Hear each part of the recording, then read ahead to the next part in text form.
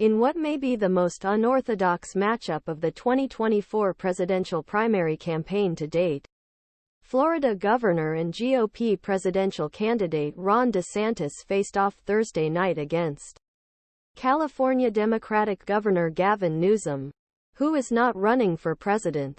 The two argued for 90 minutes in Alpharetta, Georgia. DeSantis and Newsom discuss Biden administration in explaining why he joined debate. Newsom said it was to tell truth about Biden-Harris record and also compare and contrast Ron DeSantis' record. When asked what grade they would give Biden, the two governors gave unsurprising answers: A from Newsom, a Biden campaign surrogate, and fail from DeSantis. DeSantis said Newsom is joined with Biden and Harris. He thinks Biden and Harris are doing a great job, DeSantis said of Newsom.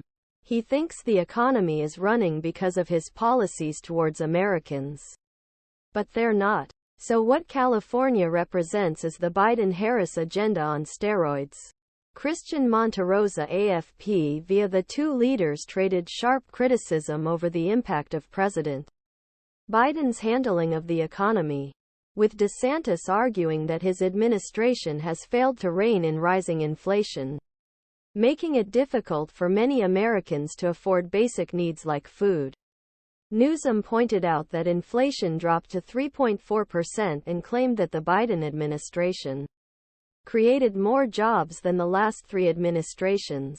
Newsom also touched on the voting gap between DeSantis and former President Donald Trump in the GOP presidential primaries.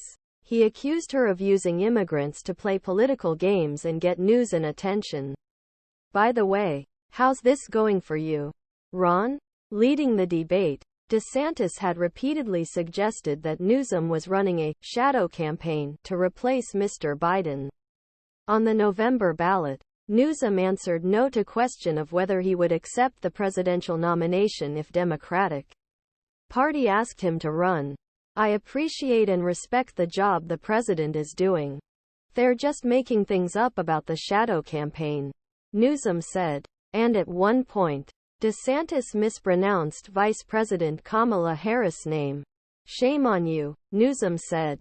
Governors re-explained the measures against COVID-19. Governors of California, most populous state, and Florida, the third most populous, have been eager to compare responses and records regarding COVID-19 pandemic.